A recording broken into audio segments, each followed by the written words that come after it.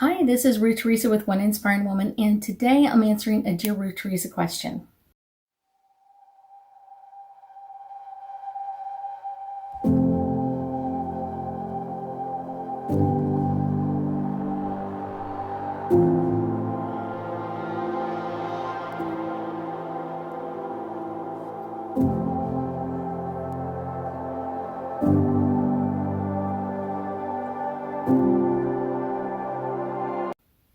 So the question is, Dear Ruth Theresa, how do I begin meditating?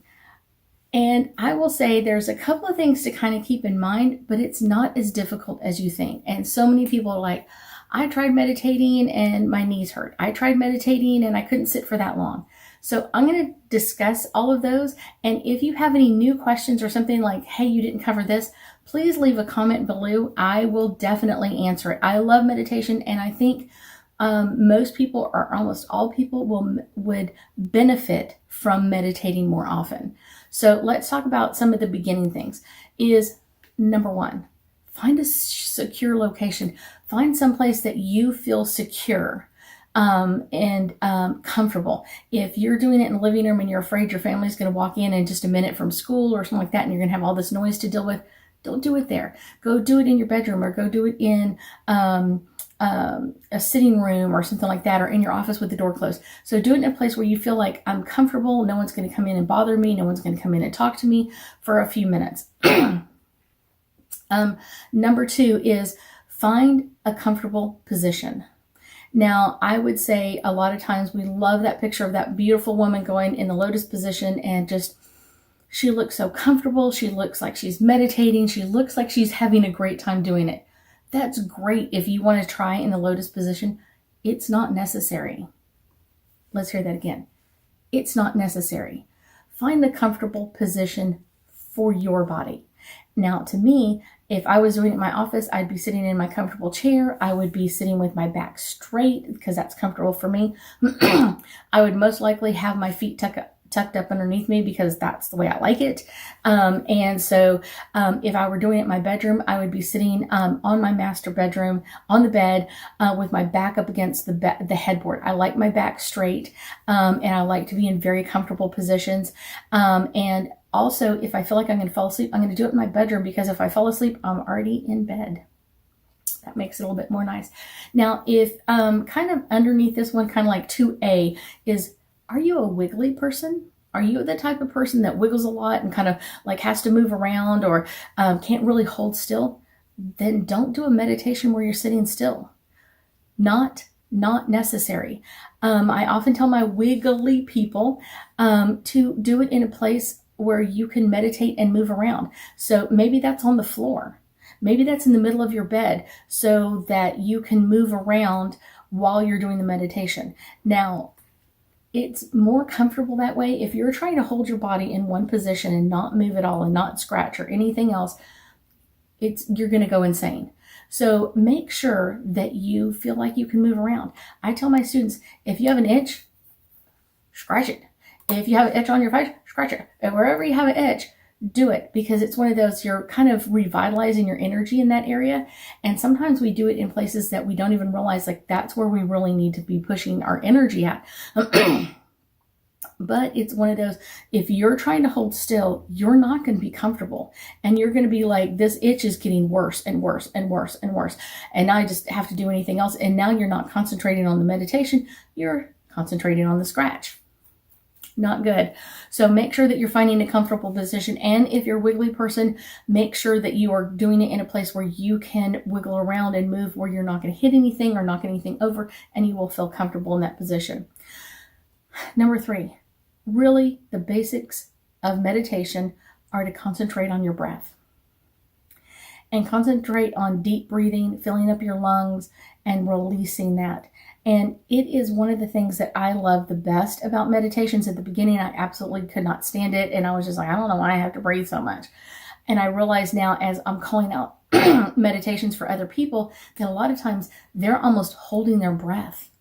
And so it's important to remind them, take a deep breath.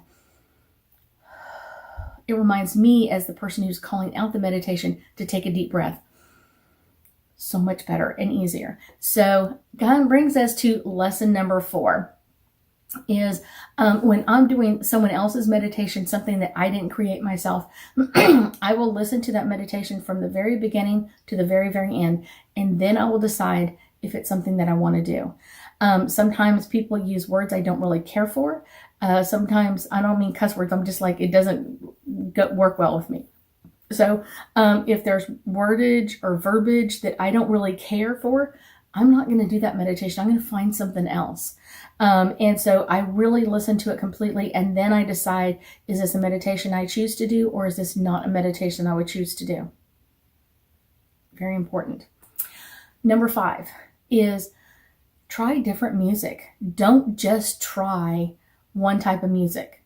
It never works that way. I have found over the years that I really don't care for piano music. I love more natural music, more like guitar or drums. I love wind music.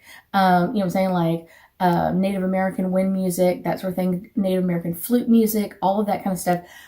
That's what I really resonate with. And I love that type of music. Piano, for whatever reason, just doesn't work for me. And so finding music that works for you is the absolute best.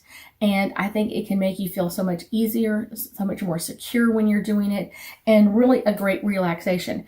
Now, when I start getting my students ready for Psychic 101, my first class, I will tell them all of these things, and I will tell them, make sure you try different types of meditation. And almost to the funny part of it is like, find ones that you really don't like. Ooh, I really did not like this one. I did not like her voice, or I didn't like his voice, or I didn't like the music that they played with it, or I didn't like the words that they used. That's okay, because when you kind of go, okay, I didn't like this, I like something else, that kind of helps you find out what you do like. Where do you want to go? What kind of music do you like? And like I said, it kind of finds out where you want to relax in your system, the words or verbiage that they call out. And I even tell my students, it's great to listen to my meditations, but it's not completely necessary to do the class. I'd add a few in if you're going to class with me, but for the most part, find someone else's meditations. Don't just hook yourself into one person's meditation. It's really harsh, and it's one of those, and then you eventually turn out going, I can't meditate to anybody else's music but Ruth Theresa's.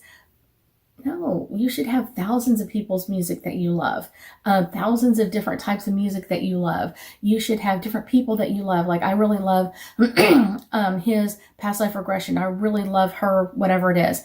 So it kind of spreads out your energy and allows other people to kind of come in and mentor you for a period of time. Like I really loved his meditation 2 years ago, and now I just don't care for it. That means you've kind of probably outgrown what he does. And that's great. You've outgrown that teacher. You've outgrown that mentor, which is always a great thing. Doesn't mean there's anything wrong with it or bad or anything else, but make sure that you are falling in love with the meditation. And like I said, you may do it for a while, and then you may go to find someone else, and that is completely okay. It is completely great. So let's pull some angel cards and get us a little bit more information about meditation for beginners. This one is popping forward. The first one is Serenity. I think that's one of the things that people love most about meditation when you really start on it, is you feel more at peace. Not just during the meditation, during the rest of your day. You feel more relaxed. You feel more calm. You feel more, peaceful in every piece of your life. And it really does help you think about things in a very healthy manner. Enchantment. I love meditation, and I believe that meditation should be done several times during a day. One of the things I often tell my students is when you start meditating either morning or evening, doesn't matter, but 3 to 5 minutes. I know, not very long. Do 3 to 5 minutes, say, in the morning. And then when you get really good at that, add 3 to 5 minutes in the afternoon. Okay? If you're getting ready for a class or you're getting ready for something else, you want to amp that up. It's like running a marathon in reverse. So you need to be able to calm your body and relax your body in this area for long, long periods of time. So once you kind of get good at the 3 to 5 minutes, start adding some time to that. Maybe you're doing a 5 minute, maybe you're doing a 10 minute, maybe doing a 12 minute, and kind of just amping it up, but mixing it in with the shorter versions. And then you can start adding shorter versions during the middle of your day. So if you only have 10 minutes between meetings, do a quick 3 to 5 minute meditation. If you have 2 or 3 minutes here, do that. Just kind of get into that breath for just a moment of just relaxing your breath, just relaxing your body, and then try so many different types of meditation.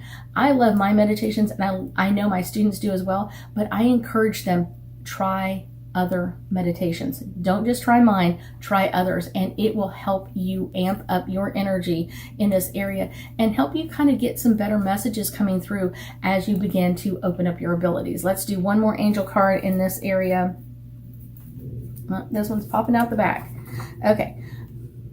Ideas and inspiration. If you have an idea or an inspiration of how to do a meditation better for you, or how to do something else, do it. It's one of those, this is yours. It's your meditation. It's not anybody else's or anybody. It belongs to you. So try different meditations, try different musics. But then if you have an idea of like, I would love to go meditate on the water, that's an interesting idea. I love meditation on the water. I happen to live on the water, and so I go out on the dock and meditate there. Amazing. I love to meditate while I'm laying in the grass. I try different types of meditation, and that's how I found what meditations really, really resonate with me. That's most important. So finding the meditations that work for you. I love tree grounding meditations, and I would not have found that if I had been in my office or in my bedroom and only meditating there. I needed to get out and find other places. I love to go take walks in nature and doing a walking meditation. It's amazing. I call them kind of a moving meditation, and it is great for your energy to be in that rhythmic motion as you meditate. So amazing. I thank you so much for joining me today, and I know that we'll be talking again soon.